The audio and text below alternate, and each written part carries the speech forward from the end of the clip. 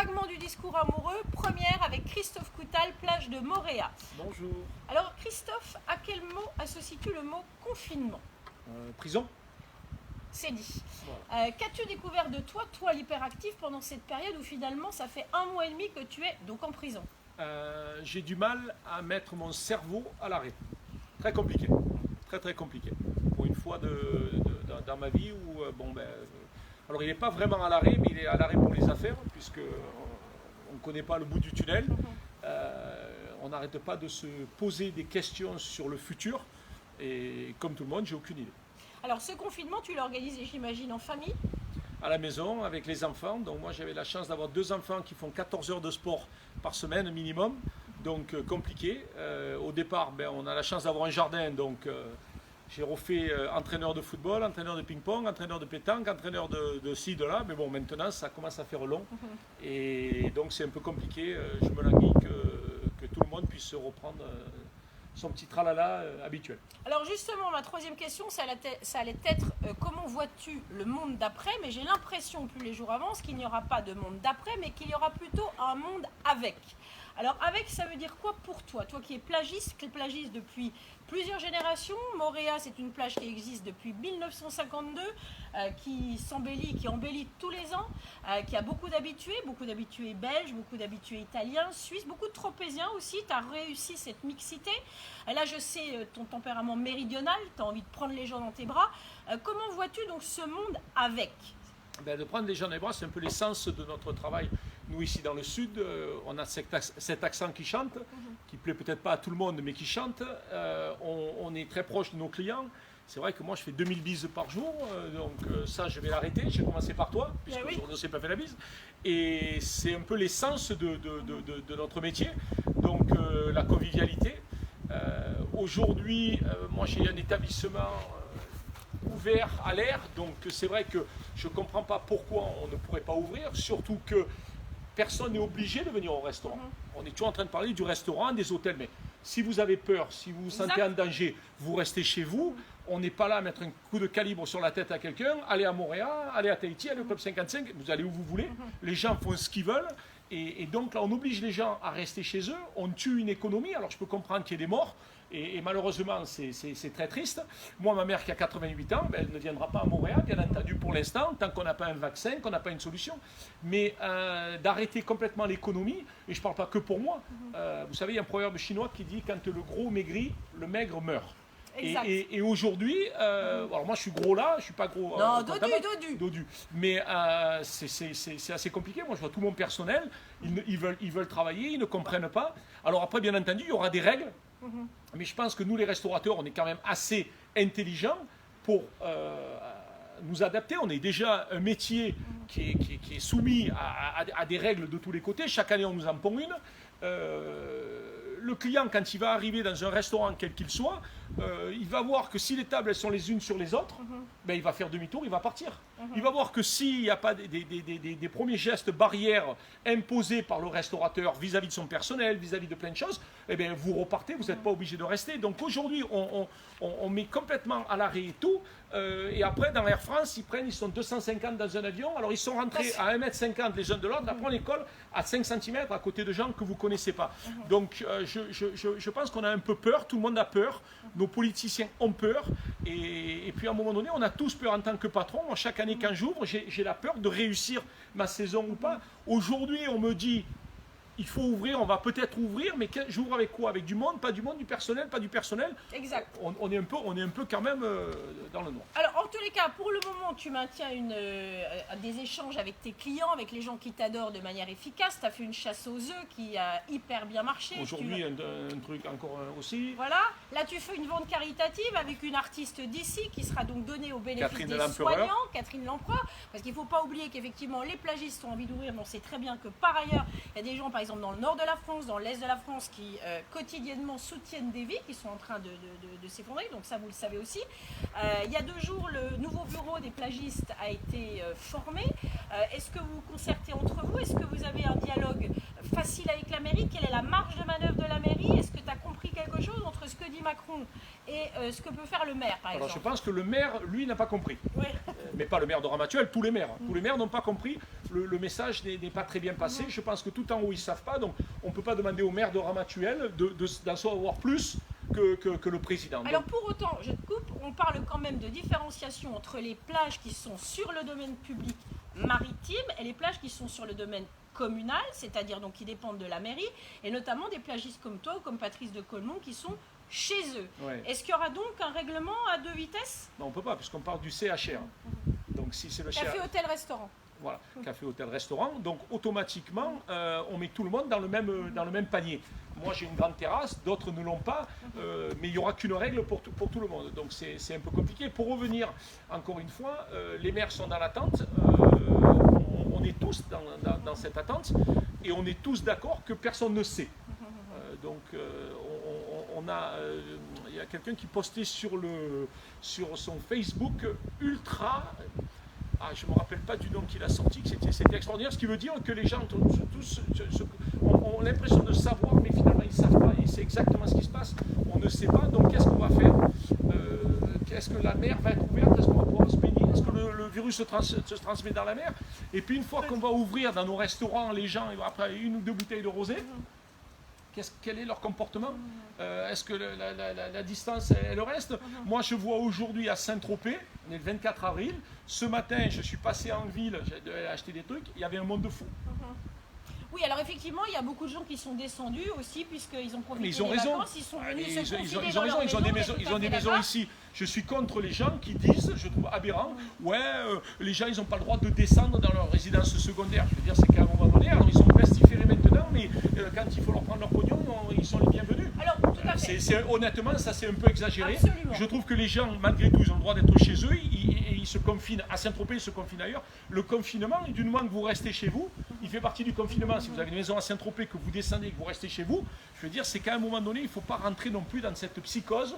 Je pense que nous allons y rentrer, mais après, chasse le naturel, il revient au galop. Tout à fait. Aujourd'hui, il y a des gens qui sont à risque. Les personnes un peu plus âgées, les diabétiques, les obèses, à peu près, c'est ce que les gens disent, que moi j'écoute et j'entends.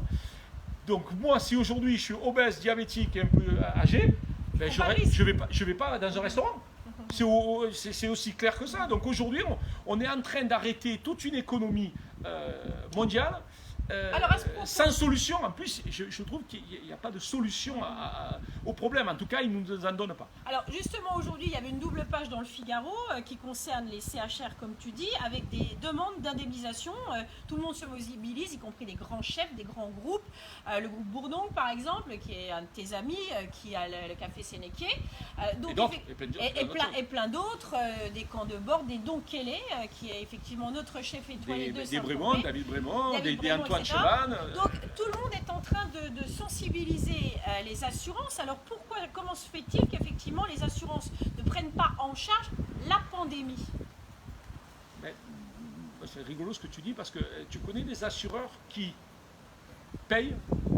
Moi, chaque fois que pour encaisser, les assureurs, c'est les champions du monde. Mais dès qu'il faut décaisser, là, ils trouvent toujours un alinéa à la 7e du paragraphe de ci qui fait que aujourd'hui, ceux qui croient que les assurances vont prendre en charge les pertes d'exploitation, bravo, les promesses ne sont bonnes que pour les cons qui les croient. Alors justement, puisque tu parles de ces pertes d'exploitation, précisément pourquoi les assurances assuraient par exemple un restaurant qui serait traversé par une vague à l'occasion d'un tsunami, brûlé pour un feu, ou même contrôlé de mauvaise manière pour l'hygiène, ils prennent en charge.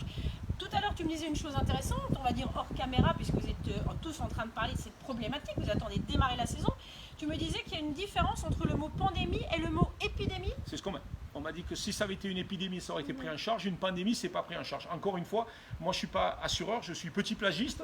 J'essaye de faire tourner mon affaire. J'ai une centaine d'employés qui attendent de savoir qu'est-ce qu'on va faire. J'ai des boutiques qui attendent de savoir ce qu'on va faire. Et tout le monde. Le problème, c'est qu'aujourd'hui, ce qu'on demande surtout, c'est une date. Alors le 11 mai, c'est pas une date? Non, mais le 11 mai, c'est un déconfinement. Quand on nous l'a annoncé le 11 mai, le lendemain, M. Castaner a annoncé, oh là là, attention, ça c'est-à-dire c'est un pas en avant, un pas en arrière. C'est des grands danseurs, on danse. Aujourd'hui, il y a deux solutions. On reste tous à la maison, ou on déconfine, mais il y aura une deuxième vague automatiquement. Parce que les gens, ils vont arriver, comment vous savez si quelqu'un... Alors aujourd'hui, on le teste, il n'a pas, demain il attrape. déjà, Est-ce que tu as été testé, toi? non, j'ai pas été testé. Mais alors moi, je n'ai pas peur du coronavirus qui vienne m'attraper. Comme ça, paraît-il qu'après, on n'est plus, on n'est plus, On est immunisé. on est soi-disant. Alors, maintenant, on ne sait immunisé, plus. mais je crois qu'on sait Maintenant, pas on ne trop. sait plus si on est immunisé ou pas. Bon, Mais bon, ok. Prochaine étape pour toi, Christophe, qu'est-ce que tu attends? Comment tu vas essayer de savoir comment t'orienter? C'est-à-dire que tu regardes la télé le soir, tu écoutes BFM, là, c'est fini. Voilà. C'est fini. Je n'écoute plus la télé. ni Netflix. Non, ras-le-bol. en plus, j'en ai ras-le-bol de Netflix, j'en ai ras-le-bol de tout Alors, ça. qu'est-ce que- J'aimerais me retravailler, ouvrir, et bien entendu, parce que je pense être quelqu'un de consciencieux, je vais faire le maximum. J'en ai parlé avec Pauline Guénaud, qui elle nous fournit Oui. tout ce matériel. On va bien entendu acheter du matériel, on va faire en sorte que ça soit encore plus pointu qu'avant dans nos cuisines ici et là. Mais à un moment donné, il y a un problème, c'est qu'on veut qu'on ouvre. Ok? Est-ce qu'il y aura des clients? Parce qu'il faut que les clients viennent. Donc c'est bien bon. Qu'est-ce que je fais? Je remploie 40 employés et puis on est tout seul, on ne travaille pas, je les paye parce qu'à un moment donné, c'est toujours nous qui allons faire le chèque à la fin. Tout à fait. Alors le point positif, moi je le dis à nos amis qui nous regardent, nos amis tropéziens, ramatuellois, parisiens, suisses, italiens, tous les gens qui attendent que ce lieu magique, que ce paradis qu'est Pamplonne ouvre.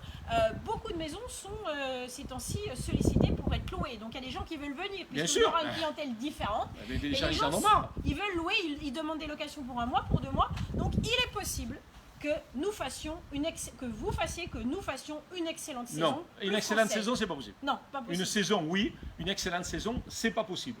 À Franchement. partir de Non, mais mi-juillet. il ne faut pas rêver. Une excellente saison, je pense que c'est utopique. Mais une saison normale, parce que les gens en ont marre. Moi, le premier, avec mes potes, on n'attend qu'une chose, c'est de pouvoir sortir et se faire une gamelle ensemble. Et puis, je vous dire la vérité, est-ce qu'on va se mettre à mettre comme on s'est fait? Ouais, peut-être au début, mais après avoir bu 4 gin tonic, on va vouloir se rapprocher et ça va être compliqué. Donc, et puis les enfants, quand vous avez une plage comme moi, les enfants ici, ils se déplacent. Vous allez dire aux enfants, honnêtement, je ne vois pas le bout du tunnel. Je pense qu'il faudrait sortir, se déconfiner, l'attraper, puisqu'il faut que 60% de la population, c'est ce qu'ils disent encore. Moi, je ne sais pas, je ne suis pas docteur. Bon, j'ai l'impression, quand j'entends les docteurs, il a dû avoir plusieurs classes de médecine parce qu'ils ne disent pas tous la même chose. Donc, c'est compliqué pour nous. Aujourd'hui, on est dans un monde qui est déjà compliqué. De tenir une affaire dans notre pays où on est quand même le pays le plus taxé, on se rend compte que notre argent n'est pas allé à la médecine, à la santé. Il est allé ailleurs. Ça, effectivement, oui. Il est allé ailleurs, sans doute dans le social, et c'est très bien. Mais bon, avec ce qui se passe à Paris, on se pose des questions. Ce social, est-ce qu'il est bien géré? Moi, je n'ai pas les réponses. Moi, ce qu'on aimerait, notre association des plagistes, les hôteliers, parce qu'on a fait des réunions avec M. Tuviri pour que justement M. Bruno et la maire de Gassin, pour que justement on ait une carotte quelque part, une date. Voilà, vous allez pouvoir ouvrir et on va essayer. Aujourd'hui, on n'arrive pas. Ce matin, il y a eu une réunion avec le président et des grands chefs étoilés. Sortie de réunion, c'est toujours pas. Tout à fait. Donc on a parlé, on a encore fait une réunion en attendant, on a attendu un discours du Premier ministre qui nous a rien donné, on a attendu un discours du président qui nous a rien donné à part nous dire qu'on avait un super système de la santé. Bon, moi j'ai un peu de doute, mais bon, peu importe, on est toujours dans cette attente. Donc qu'est-ce qu'on fait? Parce qu'il est certain qu'à un moment donné, sur des endroits saisonniers comme la Côte d'Azur, on ne parle pas que de Pampelonne, on ne parle pas que de Saint-Tropez, on ne parle pas que de Montréal, on est beaucoup de confrères dans la même attente. Si ça continue, il y a des établissements qui ne vont pas ouvrir. Parce qu'à un moment donné, ça va coûter plus cher la sauce que le ragoût. En tant que patron, j'ai des chèques à faire, j'ai des charges à payer, j'ai des loyers à payer. Est-ce que je ne vais pas mieux m'en sortir en restant fermé qu'en ouvrant une saison blanche? Ouais, c'est ce dont on parle. Une saison blanche, mais il y en a beaucoup. Donc à un moment donné, si les hôtels n'ouvrent pas à Saint-Tropez, que les plages n'ouvrent pas à Saint-Tropez, ben, les boutiques qui vont ouvrir, puisqu'elles vont avoir le droit d'ouvrir le 11 mai, et ils n'auront pas de clients. Donc, et puis nous, les restaurateurs, n'oubliez pas que c'est une chaîne. Les agriculteurs, moi, mon ami Jean-Étienne Maton, le propriétaire de Minuti, aujourd'hui, il se dit, qu'est-ce que je vais faire de tout ce vin? Il a ce problème, mais il y en a d'autres. Je veux dire, c'est que la chaîne, elle est le vendeur de papier cul. Si on n'ouvre pas, il n'en vend pas. Et donc, à un moment donné, on est quand même, nous, on crée beaucoup d'emplois. Numéro un, on donne du bonheur. Parce que moi, quand on me demande ce que je fais, moi, je suis un vendeur de rêve. Moi, les gens qui viennent ici, ils viennent pour passer un bon moment, pour se sortir de leur quotidien, pour rêver un petit peu, pour être dans un cadre magnifique face à la mer. Mais c'est pareil chez mes confrères, c'est pas que à Montréal, on est tous les mêmes. On est des vendeurs de soleil. Moi, quand je dis qu'est-ce que je vends du soleil. Il n'y a pas de soleil, je travaille pas. Et de la bonne humeur. Et de la bonne humeur. Et justement, c'est ce que les gens en ce moment ont besoin. Donc, je pense que les gens vont vouloir, aux sorties de ce confinement, qui devient très long pour tout le monde. Et j'imagine les pauvres gens qui sont dans des appartements avec 2 enfants, je me demande comment ils font. Donc ça devient très compliqué et on a besoin d'une date, au moins pour rêver, au moins pour tirer des plans sur la comète. Nous aussi, on a besoin de se dire, bon ben telle date, on va ouvrir. Personne ne sait ce qui va se passer. Personne. Donc à un moment donné, 2 solutions se posent à nous. On reste fermé, messieurs, on reste fermé jusqu'à qu'on trouve un vaccin, c'est-à-dire dans 1 an. Et eux, ils se démerderont, le gouvernement, parce que là, les sous, il n'y a plus rien qui rentre. Comment ils vont-ils faire? Ou alors on ouvre et on voit. Et on voit comment ça se passe. Il y aura sans doute un retour de manivelle. Mais bon. On verra. Christophe, en tous les cas, merci beaucoup. On sent la passion de ton métier, l'envie de retrouver des contacts humains, l'envie de faire partir la machine. On te donne rendez-vous dans 1 semaine pour prendre de tes nouvelles, pour voir comment ça va. On viendra te voir à Moorea. On espère que Dieu aura d'ici là parlé et donné des informations un peu plus précises. Merci à tous, à très bientôt. Merci. Bonne journée. Pas de bisous aujourd'hui. Voilà. Bon, c'était pas mal, non?